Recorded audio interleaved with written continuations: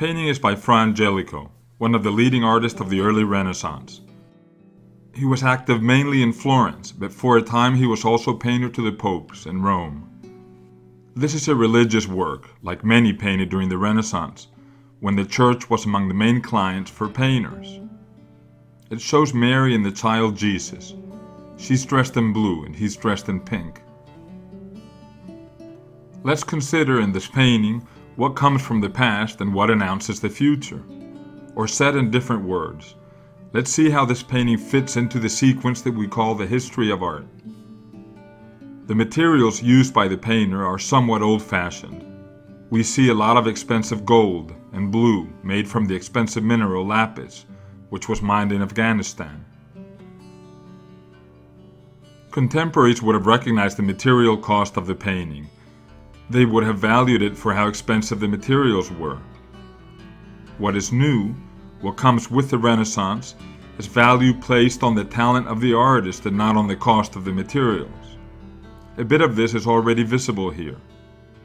In an earlier painting, the gold cloth in the background typically would have been flat, nothing but a gold surface.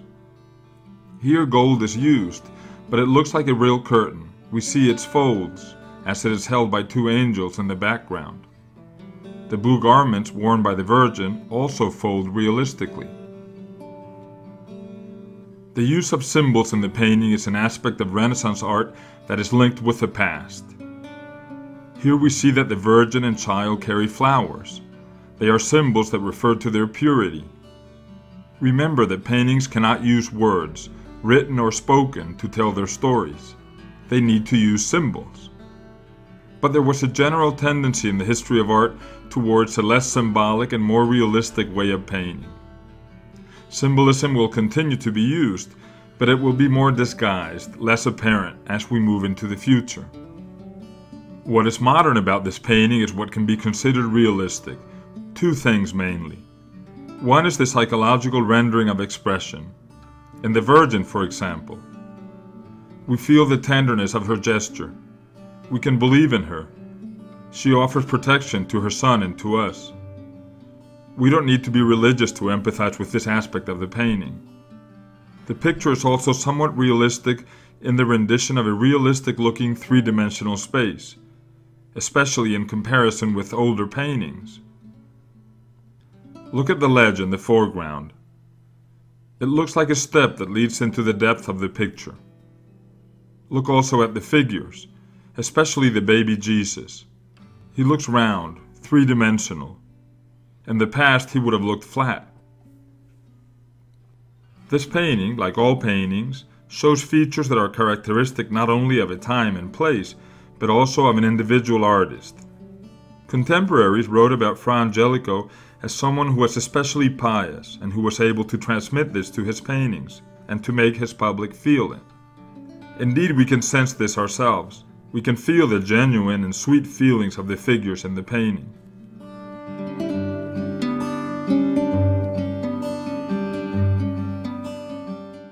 This picture is also by Fra Angelico.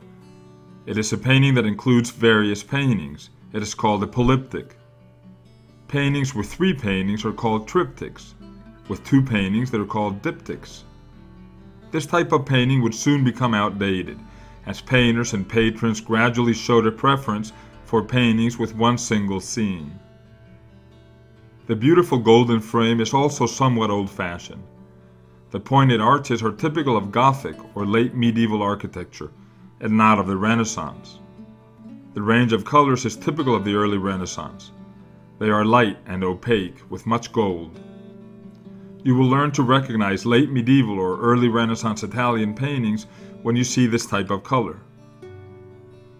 To some extent, these colors are a matter of taste, but it also has to do with technique. Paintings in the early Renaissance in Italy were painted in a technique that we call tempera. Pigments were diluted in water and then mixed with egg yolk. The result was the range of tones that we see here. The small scenes that we see in the bottom are known as predella paintings. Predella was the Italian name given to the bottom of these large structures or frames. Here we see the predella from the lower left of the large polyptych that we just saw.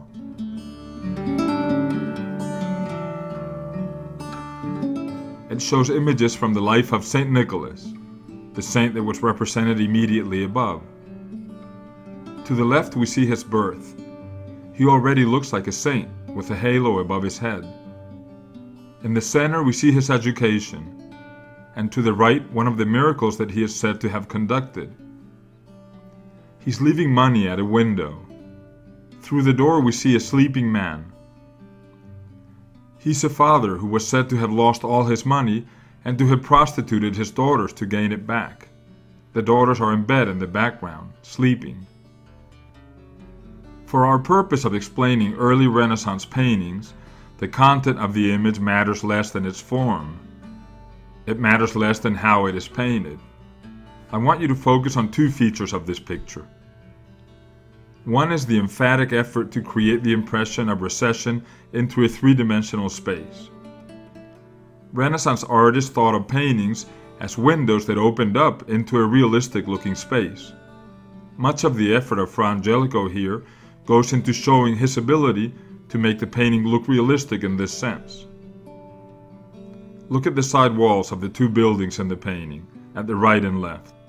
They recede into very exaggerated angles to make sure that we feel this recession into a three-dimensional space. This would have made the painting look very modern when it was created. A second feature of the painting that I want you to notice is the type of building that we see here. The arches, the ornaments, the round shape of the building in the background, the triangular shape of the top of another building, they're all inspired by the very latest developments in modern architecture, which in turn was inspired by the architecture of ancient Greece and Rome. It is surprising to see that such contemporary architecture is used in a polyptych with a very Gothic or late medieval frame. Perhaps it was easier for the artist, or the patron, to look modern in a small secondary image and not in the large frame. We don't know.